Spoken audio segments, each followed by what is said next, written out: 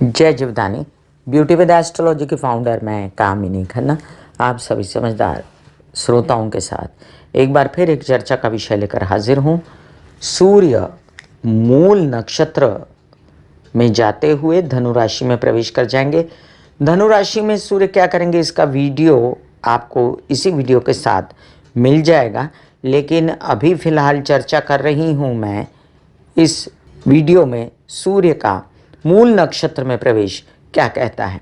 16 दिसंबर को सूर्य मूल नक्षत्र में प्रवेश करेंगे सुबह 9:57 तक, जहां पर वो 29 दिसंबर तक रहेंगे और 29 दिसंबर को वो पूर्वाषाढ़ा नक्षत्र में चले जाएंगे। इस चर्चा को आगे बढ़ाने से पहले सबसे पहले आपसे नम्र निवेदन कर दूं कि सब्सक्राइब कीजिए मेरा ये YouTube चैनल YouTube/ब्यूटी विद एस्ट्रोलॉजी। जब आप सब्सक्राइब करेंगे तो पॉपअप होकर ऊपर बेल बटन आएगा और उसे क्लिक करते ही मेरे चैनल की सभी जानकारियां आप तक सबसे पहले पहुंचती रहेंगी। मैं जो राशिफल बताती हूं वो लग्न के अनुसार है और जिन लोगों को कंसल्टेंसी चाहिए उनके लिए मैंने व्हाट्सअप नंबर दिया हुआ है। चलिए चर्चा की ओर फिर से एक बार आते हैं। 16 दिसंबर को सूर्य मूल नक्षत्र में प्रवेश कर रहे हैं। मूल नक्षत्र की श्रृंखला में 19वां नक्षत्र है। ये नक्षत्र धनु राशि में 0 डिग्री से लेकर 13 डिग्री तक आता है। मूल नक्षत्र का स्वामी केतु होता है और जैसा कि आप सुनते हैं कि मूल मतलब कि जड़ इसका चिन्ह है। कोई भी पेड़ की जड़, जैसे कोई भी बात की जड़, कोई केंद्र बिंदु इसका चिन्ह है। जमीन के नीचे गहराई में ये चिन्ह दिखाई देता है, इसलिए बहुत ही गहन लोग होते हैं। इस नक्षत्र को शुभ नहीं माना जाता क्योंकि इसकी जो देवी होती है नेत्री, वो भय और मृत्यु की माता होती है। हालांकि वो डिप्रेशन से उभारने में भी सक्षम होती हैं। इस नक्षत्र में पैदा होने वाले स्पष्टवादी सीधा सरल हो सकते हैं, लेकिन साथ में क्रोधी और तांत्रिक भी हो सकते हैं। इसलिए इस नक्षत्र को अच्छी संज्ञा नहीं दी गई। गंडमूल के नाम से भी इसे पुकारा जाता है। अब हम ये भी समझ लें कि केतु के स्वभाव क्या है। केतु का स्वभाव है इंसान को अलग थलग कर देना, अकेला कर देना और खुद भी अकेले होने के बाद बात की तह तक पहुंचना, बहुत ही डीप जाना, इंट्रोवर्ट रहना और कई बार जब बोलना तो इतना ज़्यादा स्पष्टवादिता से बोलना कि दूसरे को तकलीफ हो जाए। हालांकि आप लोगों से डरते हैं लोग, लेकिन फिर भी केतु का ये नक्षत्र जिसमें अभी सूर्य प्रवेश कर रहे हैं, तो सूर्य जहाँ पर जाते हैं वहाँ पर उजाला कर देते हैं। सूर्य अपने आप में रोशनी के दाता, प्रकाश के दाता, जिनके उगम होने से पूर्ण सृष्टि में संचार भ्रमण हो जाता है, कम्युनिकेशन हो जाता है और जिनके आने से पूर्ण सृष्टि जो है प्रकाशमय हो जाती है, वो जब किसी भी राशि, किसी भी नक्षत्र पर जाते हैं तो उसकी बुराइयां, उसकी अच्छाइयां दोनों पर पूर्ण तरह से प्रकाश डाल देते हैं। ऐसे में कई ग्रह अस्त हो जाते हैं, लेकिन नक्षत्र अस्त होते हुए देखे नहीं गए और सूर्य जो हैं ये केतु नक्षत्र में ऐसा बिहेव करते हैं जैसे उनको ग्रहण लग गया हो, क्योंकि केतु और राहु जो है वो सूर्य को ग्रहण लगाते हैं। फिर भी सूर्य जब धनु राशि में रहते हैं तो वो बहुत ही ज़्यादा सुरक्षित रहते हैं अपने मित्र के घर में, इसलिए सूर्य पर इस नक्षत्र का कोई बुरा प्रभाव नहीं पड़ता।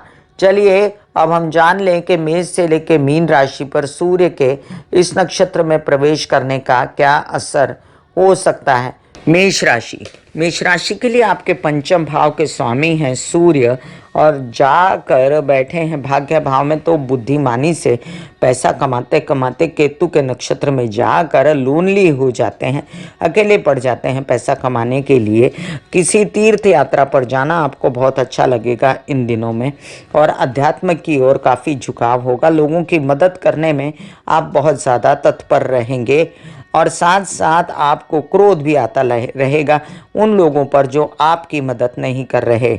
वृषभ राशि के लिए चतुर्थ भाव के स्वामी सूर्य अष्टम भाव में केतु के नक्षत्र में जाकर आपको भ्रम पैदा करते हैं कि आपको कोई रसौली गांठ, कोई किसी प्रकार की कोई तकलीफ, कोई गहन तो नहीं है। ऐसी कोई बात नहीं है, थोड़े दिनों की बात है, उसके बाद ये समस्या खत्म हो जाएगी। आपके विवाहित जीवन और व्यावसायिक पार्टनर के जीवन में उनके साथ विघटन न करें और अपनी स्थितियों को संभाल के रखें, अपनी तबीयत को संभाल के रखें। अपने कोई काम जिसमें व्यवसाय को बढ़ाना था तो बहुत संभल के करें। अपने केतु के स्वभाव के अनुसार अगर आप बात ही नहीं करेंगे लोगों से, थोड़ा सा एक्सट्रोवर्ट होकर बात कीजिए। और फिलहाल इन दिनों जो केतु की अवस्था है उसके अनुसार रोग ऋण शत्रुओं से बचें और अपना काम करते रहें। मिथुन राशि, आपके तृतीय भाव के स्वामी हैं सूर्य और पराक्रम और उत्साह के और आपके हिम्मत और हौसले के स्वामी हैं। जाकर जब सप्तम भाव में मूल नक्षत्र में बैठते हैं, वैराग आता है आपके मन में। विवाहित जीवन से भी उच्चाटन होना शुरू हो जाता है जो कि अच्छा नहीं है, और आपके व्यवसाय से भी आपको उच्चाटन हो सकता है जो आपको संभल के चलना है। पब्लिक इमेज आपकी बहुत अच्छी होती है, आप बहुत ज़्यादा माने जाते हैं, लेकिन एक बात ध्यान रखिए कि यात्राओं में जब आप जाएंगे तब आपको किसी प्रकार की कोई चोट लगना या कोई रसौली होना या कोई किसी प्रकार की किसी के साथ मतभेद होने से आपके व्यवसाय खराब होना, इन सब बातों का ध्यान रखें। विवाहित जीवन के साथी को पूर्ण आनंद में रखें, नहीं तो बात बिगड़ती नजर आती है। कर्क राशि, केतु के नक्षत्र में सूर्य का प्रवेश आपके लिए बहुत अच्छा रहेगा। षष्ठ भाव में सूर्य बहुत अच्छे माने जाते हैं और केतु भी शत्रुअंता योग बनाते हैं क्योंकि वो मंगल का सा व्यवहार करते हैं। कुजवत केतु कहा जाता है और यहाँ पर केतु के नक्षत्र में जब सूर्य जाते हैं तब दोनों मिलके इस रोग ऋण शत्रुओं की खबरदारी ले लेते हैं। तबीयत ठीक करने की ओर आप अग्रसर होते हैं, शत्रुओं का दमन होता है। लोन्स वगैरह लेने के लिए आप आगे बढ़ते हैं, लेकिन आपको आंशिक ही सफलता मिलती है, पूरी सफलता नहीं मिलती। सिंह राशि, आपके लिए आधी अधूरी विद्या, पढ़ाई, अध्ययन, मन नहीं लगना, अकेलापन होना, उदासी होना, इन सब चीज़ों से बचने के लिए सूर्य के आगे मेडिटेशन करें, ओम करें, किसी गुरु के शरण में जाएं।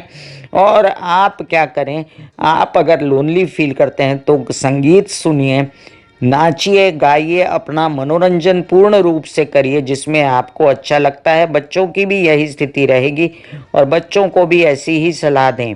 कन्या राशि, माता पक्ष के साथ विघटन करना, घर में कलह क्लेश करना, आपका मन नहीं लगना घर में, या आपकी तबीयत खराब होना, हार्ट से रिलेटेड समस्याएं, या आपको कोई ऐसी समस्या जो व्यवसाय से रिलेटेड या आपके पैतृक संपत्ति से रिलेटेड या प्रॉपर्टी बनाने से रिलेटेड आधे अधूरे काम हो रहे हैं, तो आप करें गणेश जी की आराधना बुधवार के दिन, जिससे आपकी ये समस्याएं जाती रहेंगी, और सूर्य को जल चढ़ाएं। तुला राशि, आपके लिए बहुत अच्छा होगा अगर आप जो हैं यात्रा में धार्मिक यात्राएं भी साथ में करें, आपको खूब आनंद आएगा। आपके वैराग जो दिमाग पर छाया हुआ उससे आपको आत्मिक उन्नति का और उससे आपको आत्मिक आनंद का अनुभव भी होगा। छोटे भाई बहन इसमें आपका साथ निभाएंगे। आपके काम तो बढ़ेंगे लेकिन आपके काम आधे अधूरे ही बनेंगे। लोगों के साथ मनमुटाव करना या उनका आपके प्रति गलत धारणाएं होना, इससे आपको बचना है। वृश्चिक राशि, अपना संचित धन संभाल के रखिए, और अगर आधा अधूरा ही रहता है, आधा निकल जाता है तो स्थिति अच्छी नहीं है। हालांकि सूर्य आपके घर परिवार से आपको सपोर्ट दिलाते हैं। कई सारे काम जिसमें आपके बोलने चालने के काम हैं उसमें बोलते हुए बड़े ध्यान से बोलिए। कोई भी बात ऐसी ना बोलिए जहाँ पर क्रोध आता हो, जहाँ पर कपट लगता हो, जहाँ पर ऐसे लगता हो कि परिवार सोचे आपने उनके साथ कपट किया है। ऐसा नहीं होना चाहिए। और आप करें निरंतर गणेश जी की आराधना, सूर्य को जल चढ़ाएं आप। धनु राशि, आपके लग्न में आपके भाग्येश जब आते हैं तो बहुत ज़्यादा फायदा देते हैं। जो भी आपको ऑफर हुई है बात या आपकी कोई डील, तो उसको ध्यान से सोचिए, उसका लॉन्ग टर्म इफेक्ट सोचिए और उसको करिए। ये नहीं कि अभी केतु की नक्षत्र में सूर्य है, बाद में वो निकल जाएगा, शुक्र के नक्षत्र में जाएगा, फिर सूर्य के नक्षत्र में जाएगा। तो आपको तो बस काम करते रहना है, आपको रुकना नहीं है। अभी जो ऑफर्स आए हैं उनको लेना है, बड़े भाई बहनों का सहारा लेना है, सूर्य को जल चढ़ाना है, गणेश जी की आराधना निरंतर करनी है, और अपनी कोई भी उन्नति को रोकना नहीं। अपनी पर्सनालिटी पर खूब प्रकाश पड़ने वाला है। आप अपना मोटापा या जो भी आपको कॉज हुआ था गुरु के चतुर्थ भाव में रहने से, तबीयत ठीक करने के पीछे भी लगेंगे और आपकी पर्सनैलिटी पहले से ज़्यादा तेजस्वी ओजस्वी दिखेगी। मकर राशि, आपके लिए सूर्य कारक ग्रह नहीं, फिर भी वो द्वादश भाव में जाकर आपके विदेश रिलेटेड काम कराते हैं। आपके इस केतु के नक्षत्र में आके आपको विदेशों में भी मेडिटेशन वगैरह से आनंद मिलता है। कोई ऐसी यात्रा जिसमें आपको धार्मिक यात्रा करनी हो तो उसमें भी आनंद मिलता है। प्रेमी से आपको वैराग ना हो, इसका आपको ध्यान रखना है। और ये बात थोड़े दिनों के लिए रहेगी, तो आपको थोड़े दिनों के लिए अपनी स्थिति का ध्यान रखना है, खर्चों को कंट्रोल में रखना है और अपनी बात बिजनेस की बिगड़ते देनी नहीं है। सरकारी दरबारी विदेश रिलेटेड कोई काम हो तो उनको बड़े ध्यान से करें। कुंभ राशि, कुंभ राशि के लिए आपके कई सारे काम डिपेंड करते हैं आपके विवाहित जीवन और व्यावसायिक जीवन के पार्टनर के सहयोग से। जो आपके विवाद केसेस से रिलेटेड थे उसमें बड़े ध्यान से, बिना क्रोध के, बिना गुस्सेबाजी के, बिना कपट के और सीधे सीधे एमिकेबली खत्म करें। लोग आपके लिए गलत धारणा ना बनाएं, आपका जो धन आ रहा है वो पूरा आपके पास आ जाए। और साथ साथ में ये भी ध्यान रखें कि आपके विवाहित जीवन और व्यावसायिक जीवन के पार्टनर के साथ आपको सहयोग देना है ताकि आप इसमें सक्सेसफुल हो सकें। मीन राशि, आपके दशम भाव में सूर्य एक अच्छी स्थिति बनाता है। आपके लोन्स वगैरह लेने में आपको दिक्कतें कम होती हैं, पिता से सहयोग तो मिलता है। आप खुश नहीं हैं, आपको लगता है कि कुछ गलत हो रहा है और तबीयत आपको संभालनी चाहिए। थोड़ा तबीयत भी आप ध्यान रखें कि कोई किसी भी प्रकार के आपके ब्लड से रिलेटेड परेशानी, फोड़ा रसौली फुंसी से रिलेटेड परेशानी या आपको पेट से रिलेटेड परेशानी है तो उसका भी आप पूर्ण रूप से ध्यान रखें। ऐसा कोई मसला जिसमें आपके शत्रु इन्वॉल्व हों तो वो भी बहुत ध्यान से करें। और अपने जो भी काम कर रहे हैं उसमें अगर आंशिक सफलता भी मिले तो समाधान माने। मैं कामिनी खन्ना बता रही थी मेष से लेके मीन राशि पर सूर्य के मूल नक्षत्र केतु के नक्षत्र में जाने का प्रभाव। फिर मिलूंगी इसी तरह कोई अन्य चर्चा लेकर, तब तक के लिए आज्ञा दीजिए। धन्यवाद और नमस्कार। God bless you, take care and good bye.